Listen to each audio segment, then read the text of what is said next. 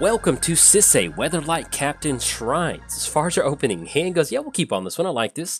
We don't have a lot of shrines in here, but we can definitely Demonic Tutor for an Enchantress piece that allows us to get some card draw, so that'll be pretty good. Let's get Sisay popped back up, and we're playing against Melek, which I haven't played against Melek in a very long time, so hopefully it should be a pretty fun matchup. But yes, welcome to Sisay Shrines. Hope you're excited. They've released a bunch of new shrines in M21.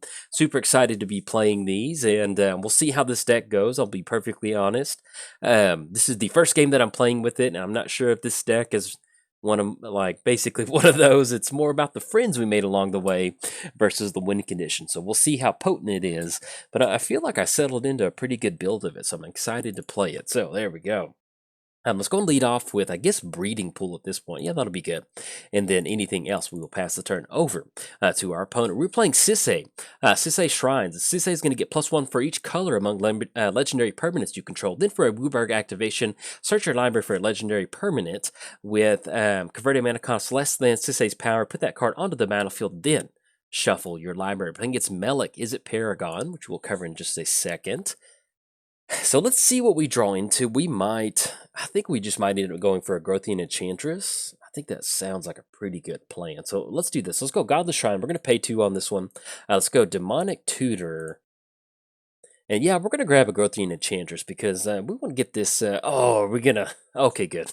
I was like, we just gonna get hit with a Force Spike or a Spell Pierce, but no, that was just an op, so we will certainly take that. So we're gonna have Demonic Tutor. Let's get this Demonic Tutor resolved, and then we're gonna grab ourselves an Enchantress piece. That way we can start drawing some cards, because that is gonna be the name of the game. So where are we? There we go. All right, so we're grabbing Enchantress. That goes into our hand, and then anything else, pass it back over to our opponent. Play against Melek.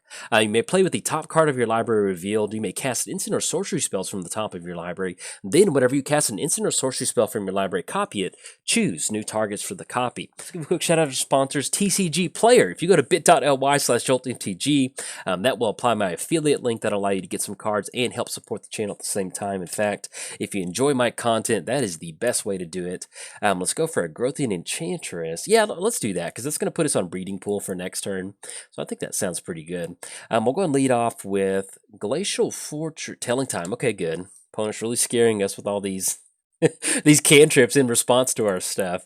Once we get a Grothian Enchantress down and we go for Overgrowth, hopefully that'll allow us to really kind of start powering out some of our Enchantress card draw engine, which is always very important to a deck like this. So let's go for Glacial Fortress, and at this point right now, we're simply just going to go ahead and just kind of hold on to our fetch lands at this point as much as possible. That way, if we need to grab a specific piece, but other than that, we've pretty much got our mana base on this one. So, Greater Oromancy. Okay, so let's go for Bloodstained Mire. Yeah, because we want to get this Overgrowth onto Breeding Pool. I think that'll be pretty good. So, let's get this popped out. Let's grab ourselves a probably Bayou. Yeah, since we do have at least 2 white sources, grab Bayou. Let's go for Overgrowth on Godless Shrine. That's going to be a card draw from a Grothian Enchantress. And the good thing is, if they do counter, at least we still have the card draw. There we go, Supreme Will. Not going to be able to pay for that. And then we still get the card draw, which is the main thing that we're concerned with right now. So let's see what we draw to off of this Enchantress. Hopefully it's one of our Shrine pieces. That'll be really nice. If not, then we can simply just go for Sisay and starting to go from there. So we'll see what we rip into. All right, we run into Replenish, so that's going to be a very good option for this. And then anything else, we're going to... Well, actually, we'll go and let a Grothian Enchantress swing in. Go. The coast is clear. Shields are down. Hurry. There we go. You always want to let the utility creatures get in for a swing every once in a while, just to kind of keep them happy. It's always nice to do that.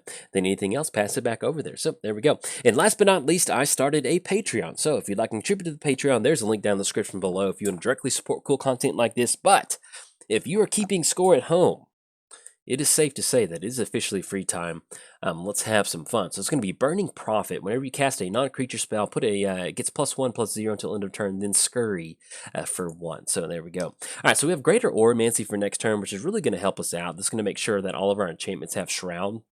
And at the very least, let's say our opponent does go for Melek. We're worried about a bunch of top-of-the-deck shenanigans. We still have Anguish Unmaking it to stop that, so that'll be a pretty good spot for us. So, all right, so we run into Enchantress.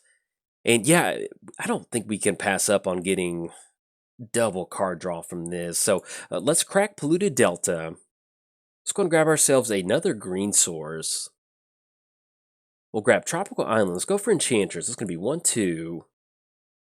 And that'll still allow us to go for Greater Auramancy, which is going to be double card draw, which is exactly what we're looking for. So there we go. Let's go for Greater Auramancy. This is going to be double card draw. All right, so we run into 2 more lands, which is not bad. This is one of those decks where, we do need to get to Wooburg with Sisay, and so that really does help us out. So anything else, we're going to go and pass turn. Not going to swing in this time. Midlothian Enchantress has had her fun.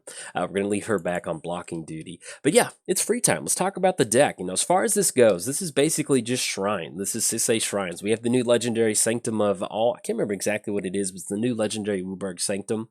And so we've got all the different shrines in here. If you're not familiar with the shrines, in fact, let's go ahead and get Scryfall popped up so I can know what I'm talking about. There we go. And we'll let them do their turn since we're tapped down. But yeah, with the Sanctum of All, that's what it is. So at the beginning of your upkeep, you may search your library and or graveyard for a shrine card, put it onto the battlefield. If you search your library, shuffle it. Then if an ability of another shrine you control triggers while you control 6 or more shrines, that ability triggers an additional time. So that's kind of the game plan. We're going to go for Sisay, get a couple shrines down. That's going to get that +1 going for Sisay. And then worst case scenario, if something, doesn't really go to our... I think we've got Blackblade in here. No, I ended up cutting that one. So basically, once we get all these legendary enchantments going, we end up getting just like a really nice board state for Sisay. Now, we do have protection for Sisay. We do have some lightning grease, so we can find some protection that would be nice. But if we can simply just go for Sisay and get her down and start to go for those Wooburg activations, we'll be in a pretty good spot. Now, we might, since we don't really have a lot of pressure from our opponent, what we'll probably end up doing is waiting until we get to 8 mana. That way we can have Sisay on the battlefield and go for an activation at the same time. I think that'll work out. So, in fact, let's do that.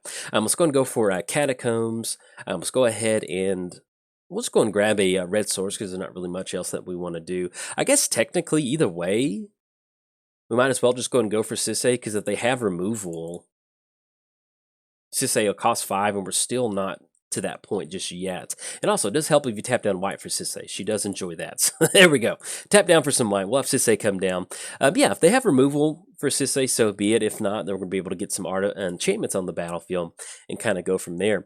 But yeah, with the different sanctums, so with the new 20, so basically they have the shrines from Kamigawa. And if you're not familiar with those, you have like the shrine, Hoden of Infinite Rage. So at the beginning of your upkeep, it's going to be 2 mana in red. At the beginning of your upkeep, it deals damage to target creature or player equal to the number of shrines that you control. So that's the red one. We have Sanctum of Fruitful Harvest. At the beginning of your pre-combat main phase, add X mana of any one color or X the number of shrines you control. So basically, it's kind of like if you've ever built a fungus deck and once you get all the different fungus pieces on the battlefield, it's kind of like your fungus pieces become your little playground. You can kind of do whatever you want. And that's kind of the core concept of the deck. So get all these shrines down, and once we get to that 6th shrine, then we can really start to get for those double activation. All right, so opponent's going to go for a Fact or Fiction. Let's see what's on top of their library. We're still looking at only 5 mana at this point right now. We've just seen a bunch of little cantrips at this point. So I feel like we can dodge his Fact or Fiction. So that's going to be Chemistry's Insight, Mana Geyser. So let's split up. Let's go Jace's Sanctum. And I think if we split it up like this, this is a good value pile. If I'm our opponent, I'd probably take pile 1. Pile 2 is really good, but, they are a little bit strapped on mana because, that would be Jace's Sanctum next turn. Then they'd have to go for Mana Geyser the next turn. So I kind of like leaving it like this. So let's see if they go for that. If they go for this, that's going to allow them to get some extra land drops and go for card advantage. But this would be their big payoff spell, having Mana Geyser and Jace's Sanctum. But they're going to have to take turns off to get that down. And they only have 2 cards in the hand. So let's see how they decide, or at least what pile they end up taking off of this. Okay, so they do end up taking those 2 cards. So hopefully they go for one of these cards next turn. At least we can go for the activation.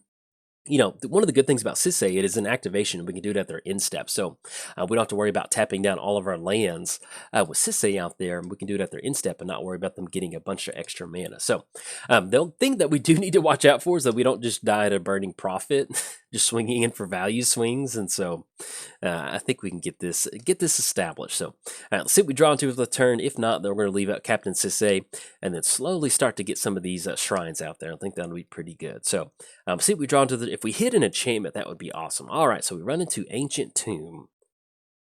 And yeah, at this point, I think we still just end up going, that's going to be 1, 2, 3, 4, 5, 6, 7. one, two, three, four, five, six, seven, 8 with Ancient Tomb, but either way, that's not going to be enough for activation. So let's just go and lead off with Temple Garden, have that come into play tapped, and then anything else, pass it back over to our opponent. So at this point, they're only going to have one for Mana Geyser, so what we'll probably do is simply just leave our turn up and go for Captain Sisay. Yeah, and at this point, we'll just go and, well, just in case they've got some target attacking creature. 2 damage is worth it in the end to swing in when you can, but if your opponent has open mana, we've seen a lot of instant speed interactions. I don't know what they could have from 1 red mana that deals with the combat stab, but it's kind of like, sometimes we'll just be a little bit careful, especially if we're trying to set up a sequencing with Captain Sisay. And one of the cool things about Captain Sisay is that it really does allow you to kind of keep those activations going turn after turn. So we get those legendary permanents on the battlefield. We grab Sanctum of Tranquil Light, that's going to be 1. Then we go over Sanctum of Stone Fangs, that's 2. So it's really going to allow us to get all of these different Sanctums on the battlefield, not Sanctums, but these shrines on the battlefield. And that's really going to allow us to kind of start powering out a really nice Captain Sisay, which is going to be good. Worst case scenario, we do have Anguish Unmaking if we need to deal with Jace's Sanctum, but at this point, it's just simply just a reducer spell for our opponent. I would much rather leave it for Melek over there, so I think that'll be our game plan. So let's get this popped up and get it out of the way. We'll see if they decide to swing in for a 2-3. If they do, we'll just let that come on through, and then we'll go for that Sisay activation at the end step, so that'll be pretty good. One of the big Sanctum of Calm Waters. If we can get that down at some point, at the beginning of your pre-combat main phase, you may draw X cards or X number of shrines you control. If you do, discard a card. So that's one of the cool things with this deck, is that we can set up sequencing with these enchantments. Now, we do have a lot of protection. If you're building an Enchantress deck, you really need to protect your enchantments. We do have Heroic Intervention. We do have Teferi's protection in here. I think we might have another protection spell in here. If you're thinking about embarking on the journey of Enchantress Shrines, one of the things that you do not want to skip on is running board wipe protection, because you're heavily invested into your board state. It's not like you're running some sort of mid-range deck that, if your opponent goes for a board wipe, you're like, I can bounce back. When you're playing Enchantress, the thing that makes Enchantress good is you just have this snowball of value as the game goes on. And so you really want to make sure that snowball keeps getting bigger and bigger, because eventually it'll just get to the point to where your opponent can't stop it. It's going to be hard for them to do anything about that. So we get to our end step. Let's go for the Sisay activation. There we go. All right, so we'll go for Captain Sisay. Let's grab ourselves. We can either grab 1 or 2. We'll see exactly what shrine we want to grab. Yeah, there we go. Now, we could grab Sarah's Sanctum, but we're going to wait on that. Let's go Sanctum of Tranquil Light. That's going to make it a 3-3. And this, at the beginning of our upkeep... No, excuse me. We're going to get that reduce activation once we get more shrines on the battlefield. So at least we just kind of got these shrine activations going with Captain Sisay. And then next turn, we'll be able to kind of sequence that up. So let's see what we draw into. Once again, if we can hit an enchantment, that would be wonderful. Because one of the cool things about oh, yeah, there we go. One of the cool things about Enchantress is that it does allow you to basically kind of keep the party going, basically, if you can just draw into an enchantment and kind of keep that thing going. So, all right, so it's going to be a Growthian Enchantress activation or triggered ability. Hopefully we rip into, oh yeah, Sterling Grove. Yes, yes, yes. Now we're getting somewhere. Okay, let's go for Sterling Grove. That's going to be white and then green and then white. I want to see if we can't leave up. Let's go white and then green. Yeah, there we go. That way we can leave up Anguish Unmaking. So it's going to be another card draw with the Growthian Enchantress. And also with Sterling Grove, this is going to protect our shrines out there. But the cool thing about Sterling Grove is that it does allow us to grab ourselves any sort of shrine that we may need. So, and at this point, I think we will end up pushing in with Captain Sisay. It's going to be a 4-4 coming across. They do have a pretty good mana geyser at this point right now, because we do have at least 5 lands tapped down, but that's basically just going to be equal mana for mana geyser. They may not want to do that. So, all right, anything else? We will pass it back over there. So with Sterling Grove, other enchantments you control have Shroud. Then for an activated ability, sacrifice it, search your library for an enchantment card, put it on top. So what we'll probably end up doing is at the end step going for that activation. That way we can put one of our shrines on top. And then what we'll probably try to go for... Yeah, because we've already got 2 shrines, and what we can do in response to that is go for a Sisay activation. Yeah, instead of cracking Sterling Grove, I think the best bet for us would to go for a Captain Sisay activation in response to these triggers. That way we can get some extra triggers on the stack, or at least kind of amplify some of these triggers on the stack. So it's going to be Mizium Mortars. Oh, that's a bummer. 4 damage to... Yeah, that's gonna get it. At least we still have the shrines, so that's gonna work out. So let's gonna get rid of Captain Sisay. Do we want to anguish on making? We're already at 16. We're gonna lose 3 if we end up doing that. Yeah, I still think we let that go on through because we're gonna end up losing a Growthian Enchantress. So we're gonna be able to swing in for 2. And that basically forces them to go for Melek next turn. And I think next turn we can actually just cast Sisay and then get an extra shrine down. So, but we're going to end up losing Sisay, so we might end up going for Sterling Grove instead because we're also going to end up losing a Growthian Enchantress too. So, yeah, I guess the main thing is, do we want to? Yeah, I think we want to hold on to Anguish Unmaking. We'll definitely return Sisay back to the command zone. And then anything else, pass it back over there. Yeah, I think our best bet at this point right now is leave Anguish Unmaking for Melek. I thought about, we're going to take 3 if we end up doing that. That'll put us down to 13. I think we'll be able to get down some sort of stabilizing force, hopefully, before this Burning Prophet gets rid of us. All right, opponent's going to have to go for an activation. Yeah, and I think instead of going for Sterling Grove, we just leave these up here. So let's really start attacking their hands. So it's going to be 2 cards that they discard, and that talk about a good card draw off of Hoden of Knight's Reach. That was very nice. All right, so they discard 2 cards. They do get rid of Mana Geyser, so we can actually close that out too. And let's see what. Ooh, Sanctum of Shattered Heights. Okay, so we end up going for. Let's make the land drop. That's going to be Tundra. So at this point right now, we have Captain Sisay. We can go for Captain Sisay. That's going to be another shrine that we can get down. I think I kind of like that because we could try to go for Sanctum of Shattered Heights. Now, if we end up doing that, we do have 2 land cards that we can get rid of, and that'll actually end up working out because that'll be 3. Yeah, I think I kind of like that. All right, so let's do this. So let's go 1, 2, 3, because eventually we'll get to the point to where we can just really deal with it out there, and then we still have Anguish Unmaking. Yeah, I like this. Let's go for Sanctum of Shattered Heights, and then next turn we'll try to end up going for Sisay. So let's have Sanctum of Shattered Heights come down, and then anything else. We only have Overgrowth, which is really not too terrible. I mean, we just don't really need it that bad. And I guess if we want to, that'll be 1, 2, 3, 4, 5. We'd actually end up doing this. So let's go Captain Sisay. That's going to be 1, 2. Well, actually, we've got 2 land activations off of Sanctum, and we do have at least 3 Sanctums over there. And the only downside is going to be +1, +0. Yeah, let's just do that. Let's just go and pass the turn. We could go for Captain Sisay, but at least next turn, we can cast Captain Sisay, or we can crack the Sterling Grove and really kind of start to go from there. So I think we're actually okay with holding on to Anguish Unmaking. So anything else, we'll pass it back over there. Yeah, if we end up going for Sisay, we get Sisay down, and then we have to tap down with all of our mana for Anguish Unmaking. And at this point, we might end up being able to go for double Sanctum onto Melek. We can get rid of Burning Prophet, whatever that might be, we'll see. So we'll also be able to see what's on top of the library, because if we can get rid of Melek, I think in just one shot, that's going to be Charmbreaker Devils. Let's get this popped down just a little bit. And get the command zone pop down. There we go. Okay. Yeah, so I think at this point, yeah, with us having 3 shrines, I think we just might end up going for these activations. I think that'll work out. Because we discard a land card or a shrine card. Yeah, let's do that. So let's go for Burning Prophet first. We're going to tap down for 1. Isolated Chapel. That's going to be 3 damage. And that's one of the good things about the Sanctums is, if we have extra land drops that we have in our hand, we can simply just use it as some damage and send that 3. And if they do end up going for some sort of activation, the only thing, they're not going to get +1/+1. It's +1/+0. So we should be safe either way. And we've got Sisay with an activation for next turn. That's going to be them getting rid of their entire hand. Do we want to crack Sterling Grove at this point?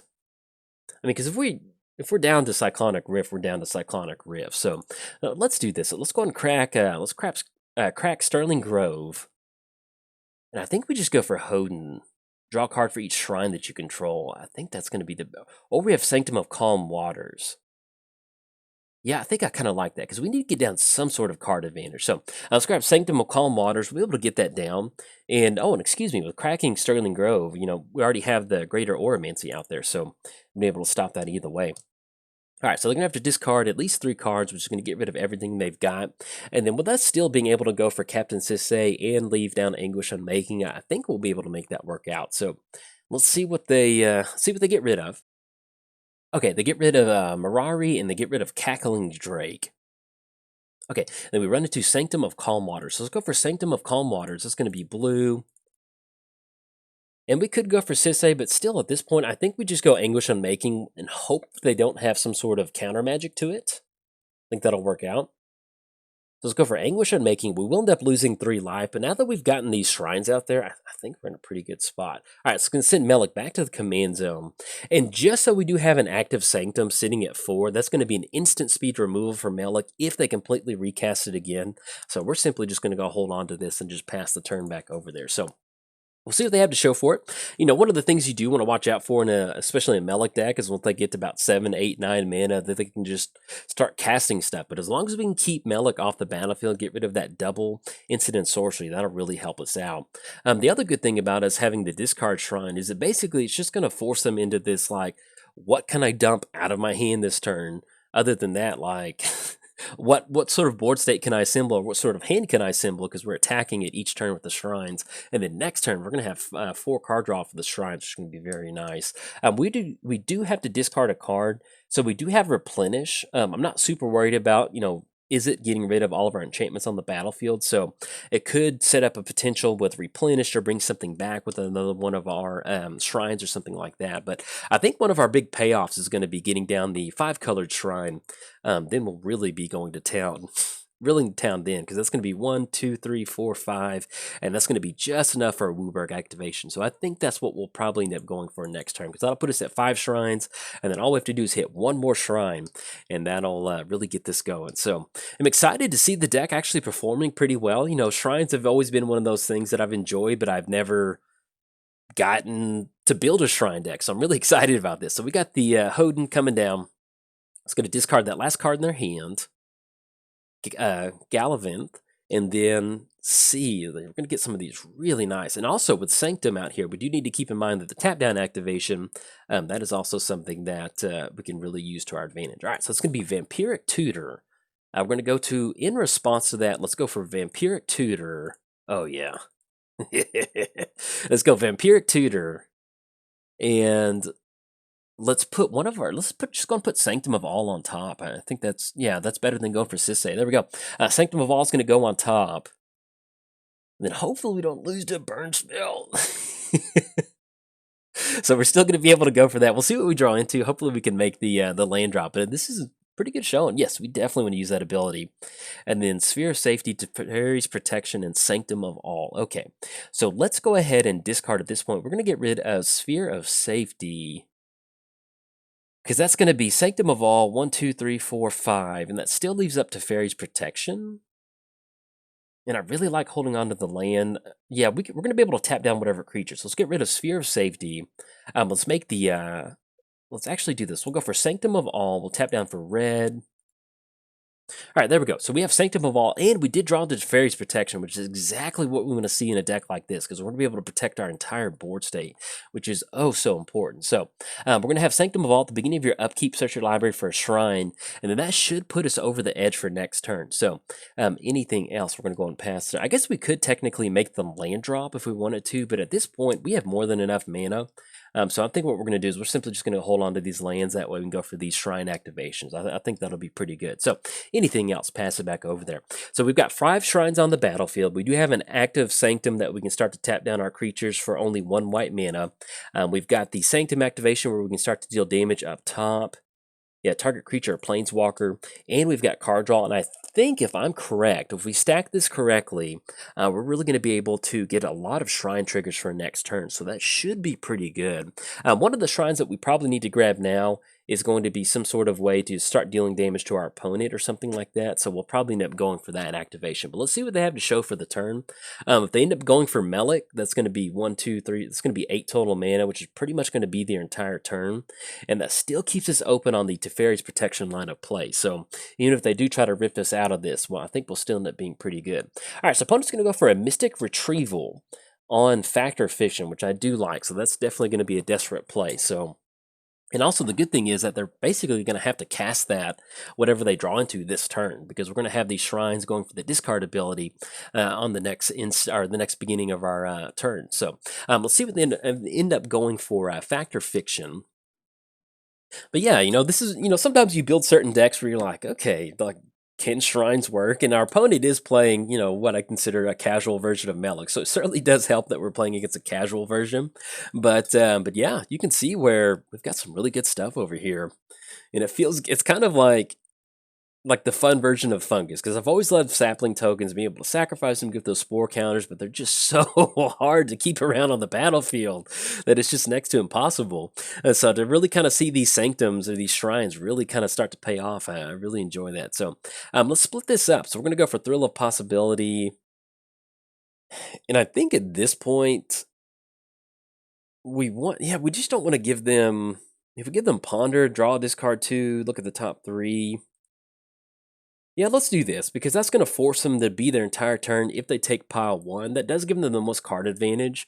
If they want to try to make a land drop, they can certainly do that. But splitting it up this way, that at least forces them. That way we know exactly what their turn's going to be, is them getting rid of Ponder and Izzet Charm, which is exactly what they end up going for. So let's get this resolved, and we'll get our shrines going.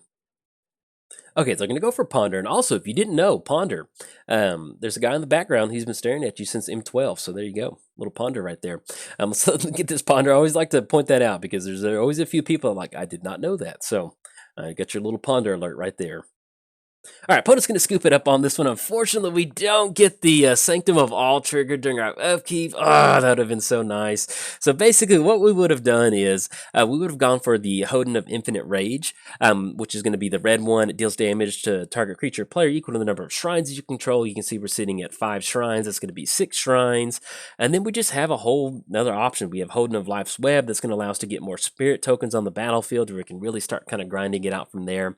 And then once we get this Sanctum to draw 5 or 6 cards, I mean, that puts us in the spot to where we're going to be able to get down more of our Enchantress pieces, start drawing more card draw.